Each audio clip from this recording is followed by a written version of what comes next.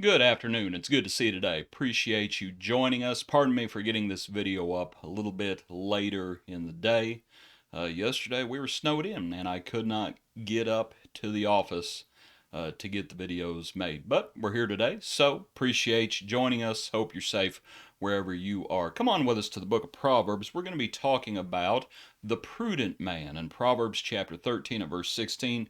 We're just going to be looking at that one verse today. So let's get over there and let's just consider a few points. Proverbs 13 verse 16. Every prudent man acts with knowledge, but a fool lays open his folly. So to think about that verse, and to think about the contrast between the prudent man and the fool, and to think about what's going on here, what's being spoken about, and a few points that we might make. I thought we might simply start with this: that the prudent man is careful, and we have the verse in the New Testament about walking circumspectly.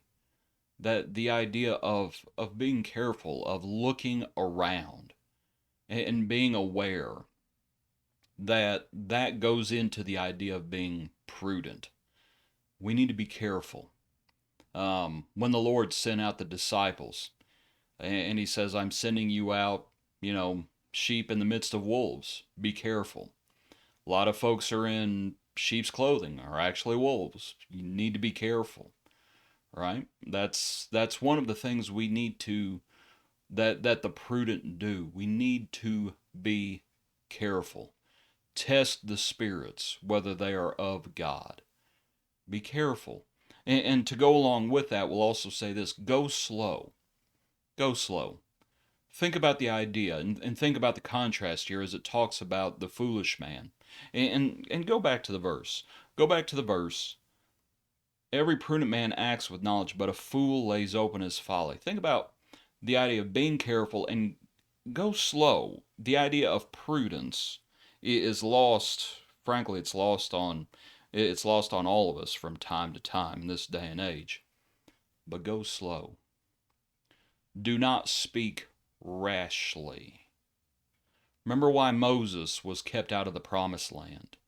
He spoke rashly. Be careful. Go slow. A lot of times we find ourselves in situations where there are a lot of different variables, different people involved, different people with different histories involved, and we don't know all the factors. We don't know all the factors. We don't know all the ins and outs of everything that has happened, that has been going on. We need to be careful. We need to go slow. And we need to seek counsel. I think that also goes into the idea of being prudent. It is the foolish man who does not seek counsel. We need to have counsel in our life, whether it's family, whether it's brethren in the church, whatever the case may be. We need to seek counsel. It's the foolish man who trusts in himself. It's the foolish man who only consults himself. So when we think about being prudent, think about these points: being careful, go slow, go slow, seek counsel, and act with knowledge. And I think that's really one of the points of this verse. It is the prudent man who acts with knowledge, but a fool lays open his folly. Think about in times past when perhaps you or perhaps someone you know of, think about when they charged headlong into a situation, and it doesn't matter what it is, whether it's something serious or maybe something a little less serious. Just think about a situation where someone acted, maybe it was you acted without knowledge. One of the situations that just comes to mind. I know of a fella who was putting up a fence in his backyard. He just always wanted to have a fenced-in backyard, and I suggested the possibility of, because I don't know anything about putting fencing up, you might want to get a book and see how it's done. And the person said, "No, he could just figure it out on the fly."